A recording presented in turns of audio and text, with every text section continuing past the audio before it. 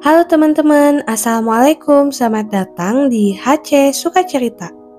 Dalam video kali ini, aku akan bercerita tentang sejarah dan asal-usul Nusantara. Buat kalian yang mau tahu ceritanya, dengerin dan simak videonya sampai habis.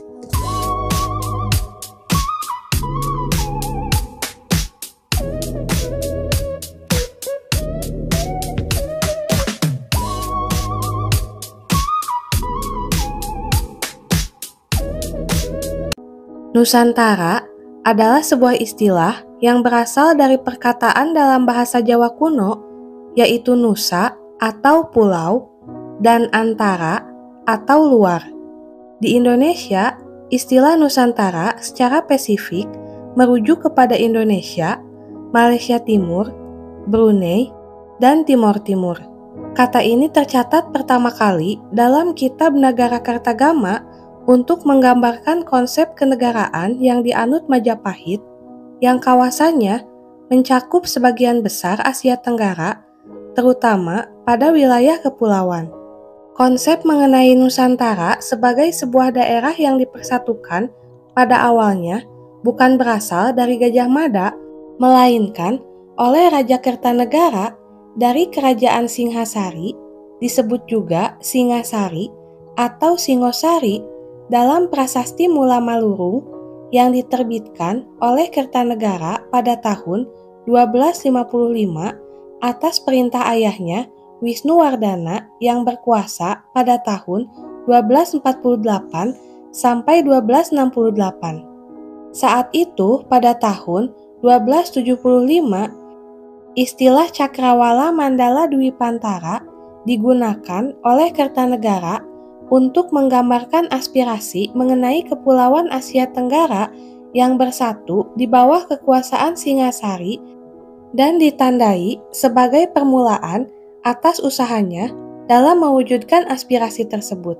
Dwipantara merupakan sebuah kata dalam bahasa Sanskerta yang berarti pulau-pulau yang berada di tengah-tengah, sebagai sinonim terhadap kata Nusantara karena baik Dwipa maupun Nusa sama-sama berarti pulau. Kertanegara membuat visi tentang penyatuan pemerintahan dan kerajaan maritim di Asia Tenggara sebagai pertahanan dalam menghadapi kebangkitan dari ekspansionis dinasti Yuan dari Cina atau Tiongkok yang dipimpin oleh orang Mongol atau Kekaisaran Mongol di bawah Kaisar Kubilai Khan. Pada tahun 1900-an, istilah ini dihidupkan kembali oleh Ki Hajar Dewantara sebagai salah satu nama alternatif untuk negara merdeka selain Hindia Belanda.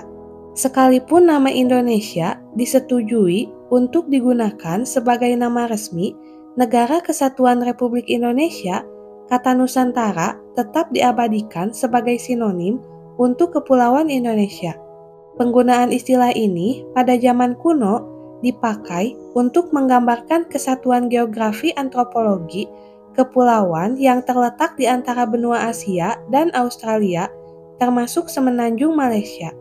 Dalam arti yang lebih luas, Nusantara dalam bahasa modern meliputi Indonesia, Malaysia, Singapura, Thailand Selatan, Kepulauan Andaman dan Nicobar, Brunei, Filipina, Timor Timur, Papua Nugini, Solomon Utara, dan Kepulauan Selat Torres, serta mungkin pulau-pulau kecil di Samudra Hindia seperti Pulau Natal, Kepulauan Cocos, dan Pulau Pasir.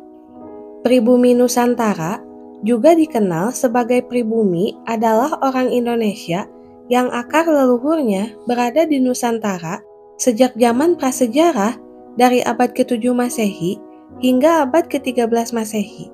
Dibedakan orang Indonesia keturunan asing, sebagian yang diketahui seperti orang Indonesia Tionghoa, orang Indonesia Arab, orang Indonesia India, dan orang Indo-Eropa atau Eurasia yang pendahulunya berada di Indonesia dari zaman penjajahan kolonial sejak abad ke-16 Masehi. Dalam konsep kenegaraan Jawa pada abad ke-13 hingga abad ke-15, raja adalah raja dewa. Dimaksudkan, raja yang memerintah adalah juga penjelmaan dewa. Karena itu, Daerah kekuasaannya memancarkan konsep kekuasaan seorang dewa. Kerajaan Majapahit dapat dipakai sebagai teladan. Negara dibagi menjadi 3 bagian wilayah, yaitu yang pertama, Negara Agung, yang merupakan daerah sekeliling ibu kota kerajaan tempat raja memerintah.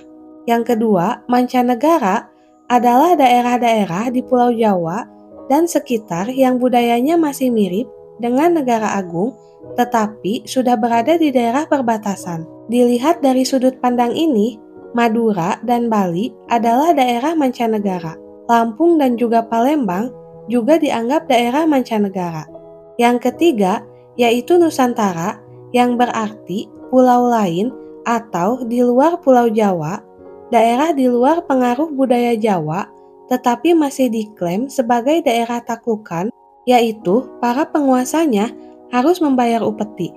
Kitab Negara Kertagama mencantumkan wilayah-wilayah Nusantara yang pada masa sekarang dapat dikatakan mencakup sebagian besar wilayah modern Indonesia, yaitu Sumatera, Kalimantan, Nusa Tenggara, sebagian Sulawesi, dan pulau-pulau di sekitarnya, sebagian Kepulauan Maluku, dan Papua Barat, ditambah wilayah Malaysia, Singapura, Brunei, dan sebagian kecil Filipina bagian selatan.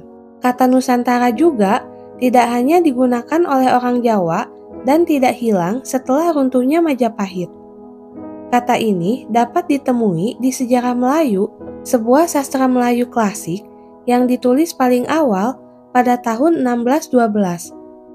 Tetapi, kata ini tetap dikenal sebagai manuskrip tahun 1808.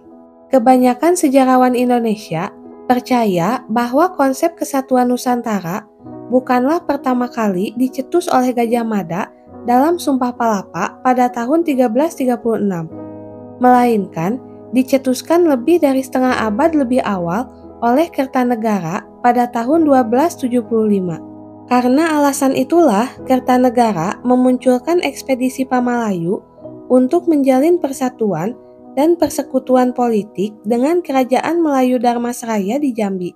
Pada awalnya, ekspedisi ini dianggap penaklukan militer, tetapi belakangan ini diduga ekspedisi ini lebih bersifat upaya diplomatik berupa unjuk kekuatan dan kewibawaan untuk menjalin persahabatan dan persekutuan dengan Kerajaan Melayu Darmasraya.